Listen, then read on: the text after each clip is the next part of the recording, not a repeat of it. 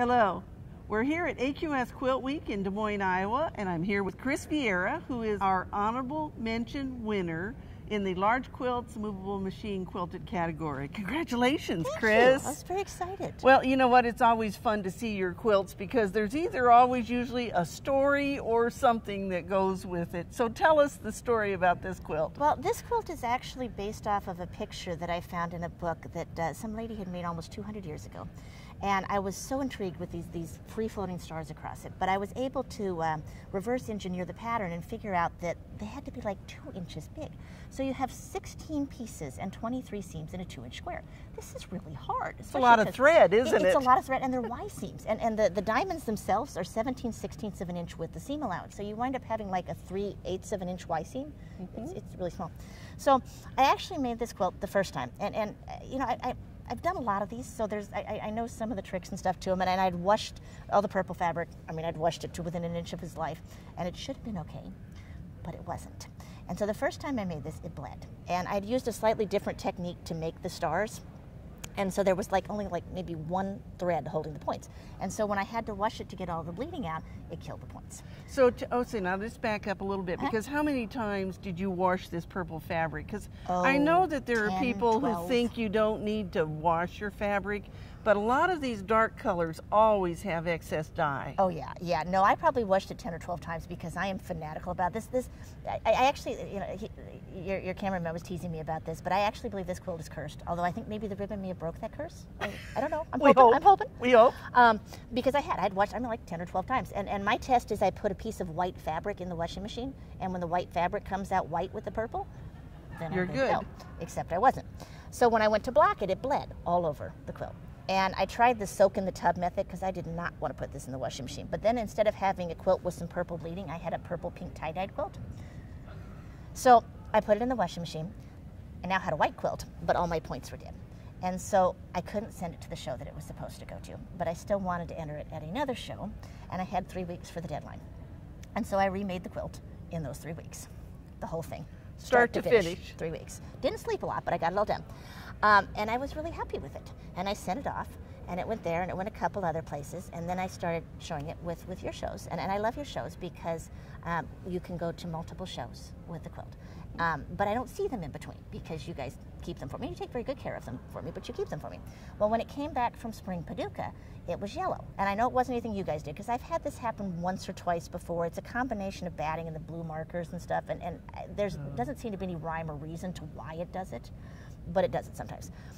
Of course, I had not pulled it out of the box to look at it until like 3 days before I was supposed to ship it to you at Grand Rapids. So now I'm on kind of a time crunch, and I have to get it to be white again. Well, the only way to make these white when you do that is to put them in the washing machine with a ton of OxyClean.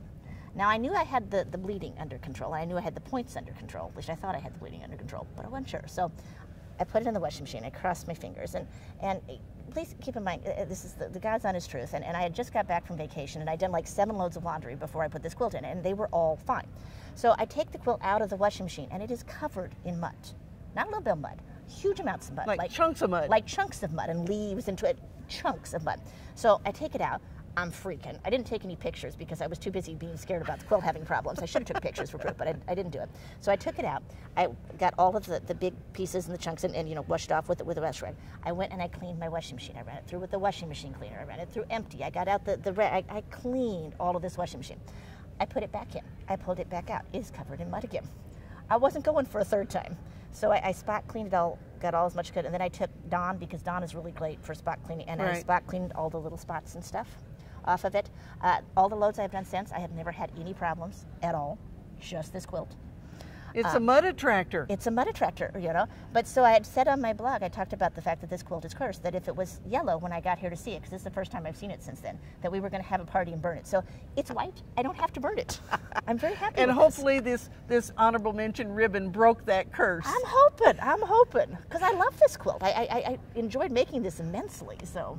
Well, and so you quilted this on your long arm? I quilted this on my Gamma long arm. It's all freehand. I wanted to keep it very traditional because to me this was a very traditional quilt. So I stuck with the tulips and the cornucopias with the grape leaves and stuff. And I do just a little bit of marking when I mark it. I use the blue line markers, and I mark the outsides and the insides so that I have a reference point. But I don't generally mark a lot of other stuff. Well, the quilting is beautiful on it, and you're right. It is a beautiful traditional style quilt. Well, I like. I mean, you've seen my tigers, so you know that I don't always. But when I go traditional, I want to go traditional.